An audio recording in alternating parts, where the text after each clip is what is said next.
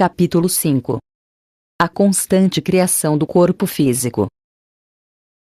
Como mencionado no capítulo 4, a mente consciente é uma porção do eu interior. Essa parte que emerge, por assim dizer, encontrando-se com a realidade física mais ou menos diretamente. Vocês estão principalmente preocupados agora com a orientação física e a materialização corpórea da realidade interior. A mente consciente, portanto, mantém em fácil acesso às informações de que você precisa para um dia a dia eficaz. Não é necessário que você mantenha firmemente, em sua consciência, dados que não se aplicam diretamente ao que considera sua realidade física em um determinado tempo. Assim que houver necessidade desses dados, ajuda, informação ou conhecimento, eles surgirão imediatamente, a menos que suas próprias crenças conscientes formem uma barreira. O foco preciso e concentrado de sua mente consciente é muito necessário na vida física. É devido a esta qualidade altamente seletiva que você pode sintonizar-se com o âmbito particular de atividade que é físico. À sua própria maneira, os animais também possuem esta consciência seletiva. Eles também focalizam sua atenção em direções muito específicas, percebendo, a partir de um vasto campo geral de percepção, estímulos que são reconhecidos e aceitos em uma forma organizada. Ora, a mente consciente dos animais ligada a seu cérebro físico, torna possível esta seleção necessária. Sem ela, haveria um efeito desfocado que tornaria a sobrevivência física impossível. Assim, certas porções do eu interior aparecem no primeiro plano do ser. Como na vida sua mente é conectada ao cérebro e ao organismo físico, ela é automaticamente sintonizada com uma realidade corpórea e, naturalmente, ignora de certa forma alguns dados não físicos que se encontram em qualquer campo de percepção. Muito simplesmente, o pensamento não permite a estes dados imateriais atingir os sentidos físicos. Os dados são então bloqueados. Torno a dizer que isso é muito necessário. Há algumas informações e alguns dados que não se aplicam à realidade física. Alguns são percebidos por entidades não físicas que os organizam em seu sistema de realidade, onde tem significado, mas não nos preocuparemos com eles ali. Enquanto você for físico, estará sempre concentrado em certos dados, com a exclusão de outros.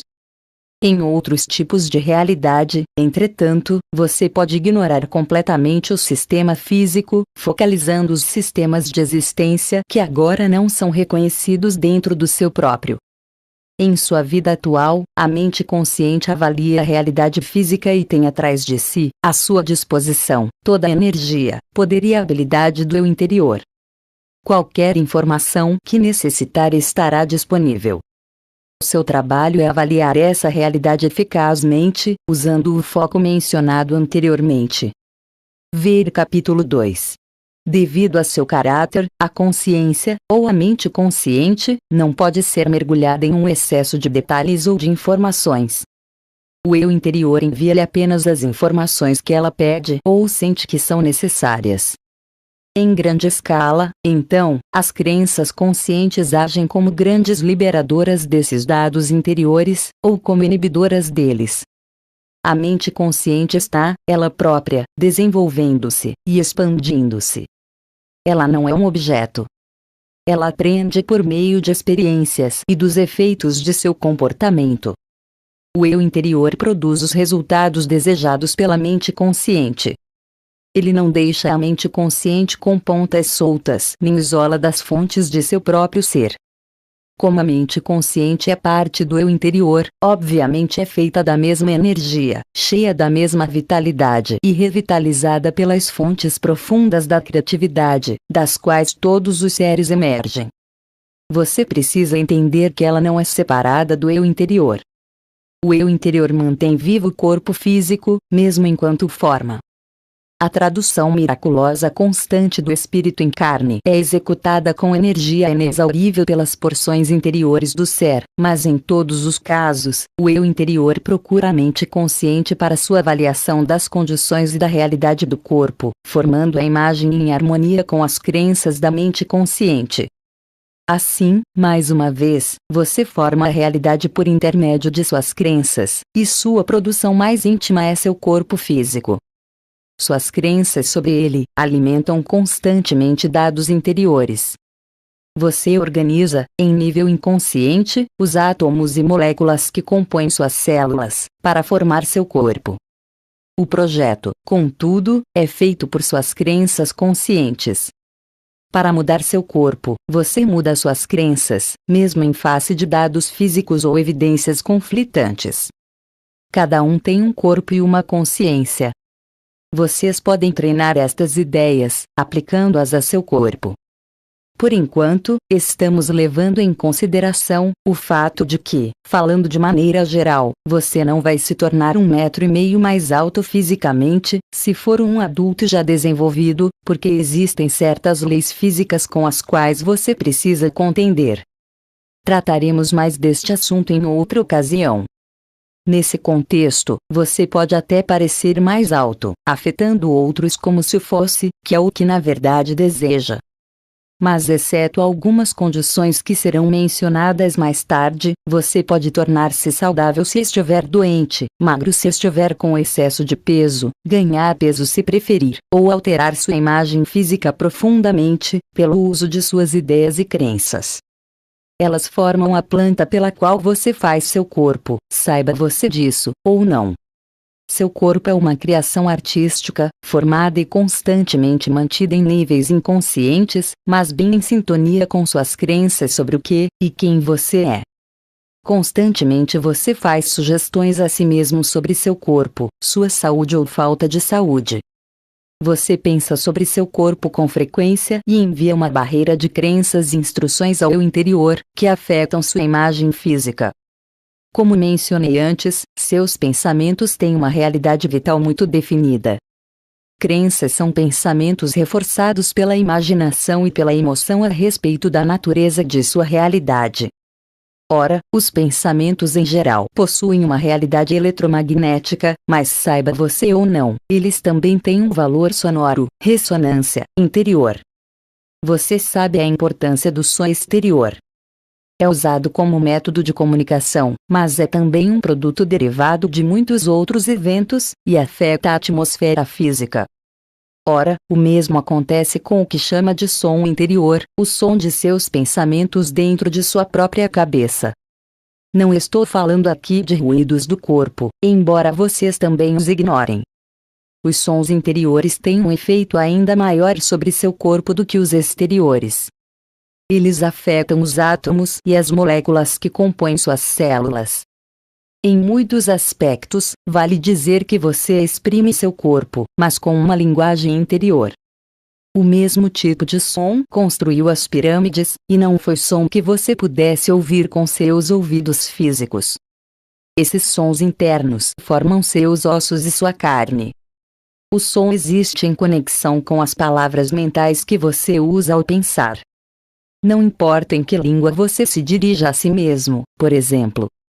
O som é formado por sua intenção, e a mesma intenção, estou dizendo isto de modo bem simples, terá o mesmo efeito sonoro sobre o corpo, independentemente das palavras usadas. Mas geralmente você pensa em sua própria língua, e assim, em termos bem práticos, as palavras e a intenção se fundem. Para todos os propósitos práticos, portanto, os dois são um. Quando você diz, estou cansado, mentalmente não está apenas enviando mensagens silenciosas a si mesmo, digo mensagens em vez de mensagem, porque a afirmação geral é dividida. Muitas porções do corpo precisam ser afetadas para você se sentir cansado, mas além disso, o valor do som interior das mensagens afeta automaticamente o corpo exatamente dessa forma. O que você deve fazer, então, caso sinta-se cansado? Esta é sua avaliação consciente da realidade de seu corpo em um determinado momento. Você quer mudá-la a fim de não reforçá-la. Em vez disso, você diz mentalmente que o corpo pode agora começar a descansar e renovar-se.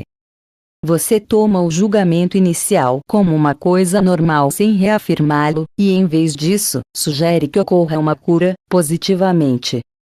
Você pode, se as condições o permitirem, descansar fisicamente, deitando-se ou fazendo quaisquer ajustes que pareçam apropriados. Se não for possível, então várias sugestões de que o corpo pode revitalizar-se lhe trarão benefícios. Dizer a si mesmo repetidamente que está cansado, porém, irá reforçar essa condição. O valor do som interior da sugestão contrária automaticamente começa a revigorar-lhe o corpo. Está na moda agora pensar em poluição sonora, mas o mesmo tipo de circunstâncias ocorre com o som interior, particularmente quando seus pensamentos interiores se contradizem, são confusos e fortuitos. Instruções diferentes e muito conflitantes são então dadas ao corpo.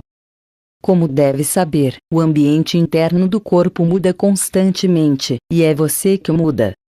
A mudança é muito necessária, e por via de regra, o equilíbrio geral do corpo é mantido. Entretanto, as sugestões que você faz, muitas vezes não são claras nem vantajosas, e suas crenças determinam em grande parte, o tipo de informações que você envia a esse ambiente.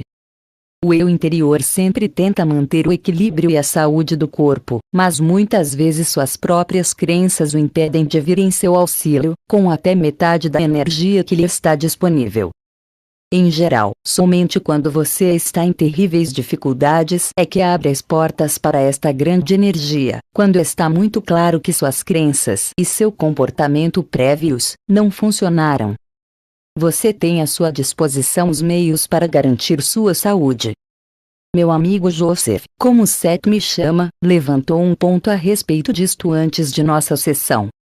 Ele queria saber por que tanta gente neste país usava óculos. Queria saber se as pessoas que não conheciam óculos e que de repente eram introduzidas a eles, desenvolviam a necessidade de usá-los. E a resposta é sim. Muitas pessoas recebem óculos para corrigir uma dificuldade visual quando ainda jovens. Em muitos casos, os olhos se corrigiriam sozinhos.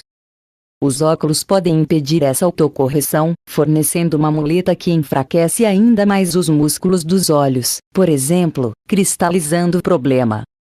Quando você acredita que apenas óculos corrigirão sua visão enfraquecida, então os óculos o farão. Em vez disso, você precisa descobrir a razão da crença que está por trás do mau funcionamento ou não funcionamento físico, e se isso for feito, a visão automaticamente melhorará. Agora, para a maioria das pessoas, é mais fácil arranjar óculos. Para ter saúde, você precisa acreditar na saúde. O bom médico é um transformador de crenças. Ele substituirá a ideia de doença por uma de saúde. Sejam quais forem os métodos ou remédios que use, não serão eficazes a menos que ocorra uma mudança de crença.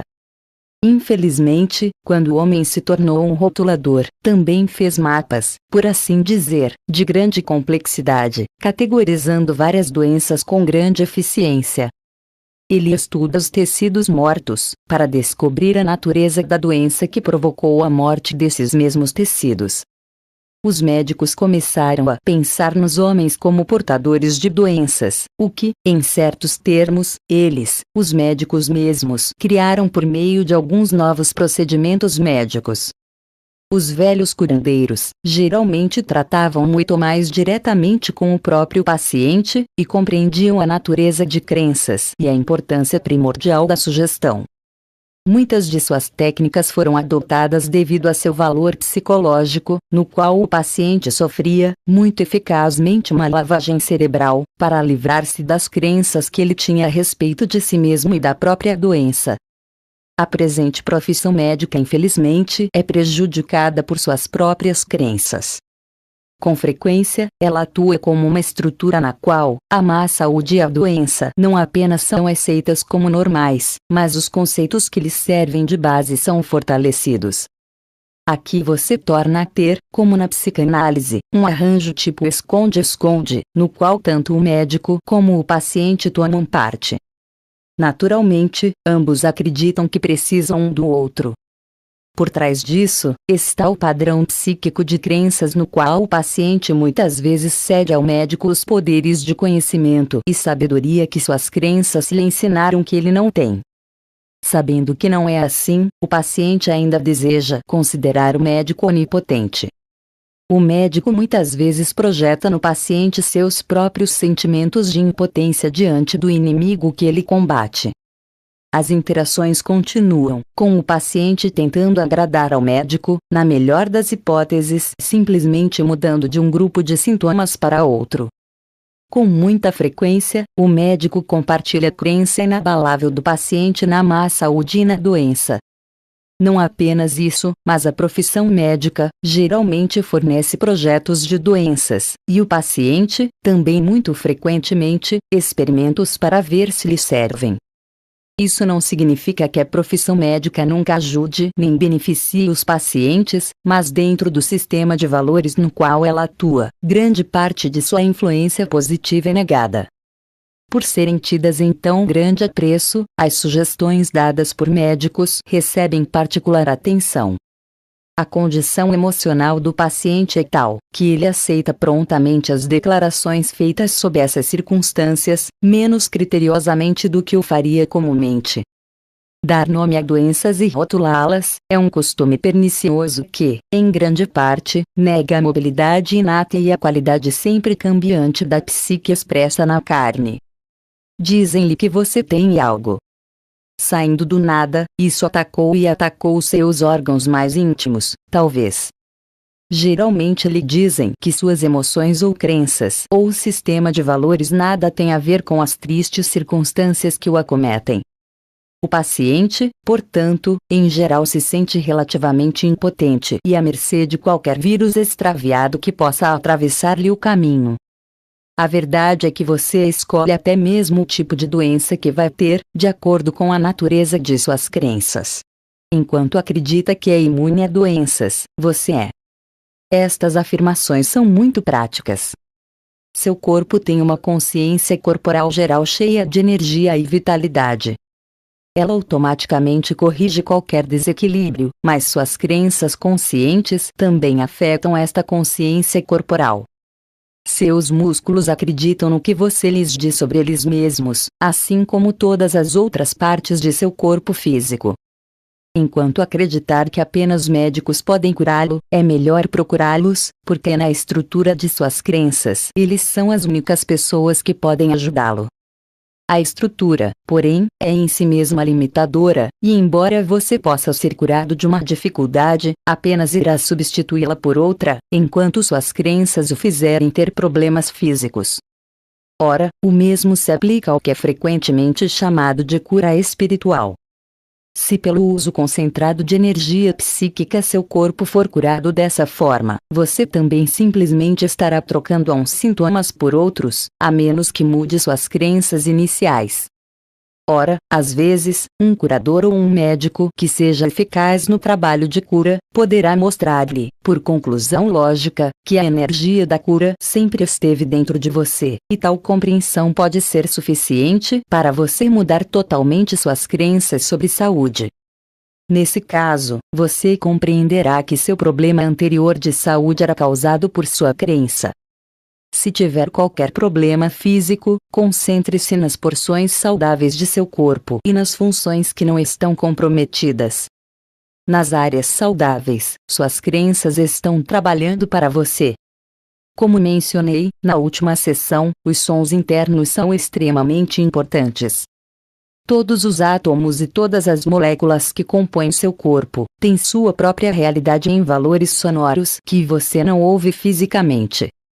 Cada órgão de seu corpo, portanto, também tem seu valor sonoro único. Quando algo está errado, os sons interiores são discordantes. Os sons desarmônicos tornaram-se parte daquela porção do corpo, como resultado do som interior das suas próprias crenças-pensamento. Por isso é vital você não reforçar esses sons, repetindo as mesmas sugestões negativas para si mesmo.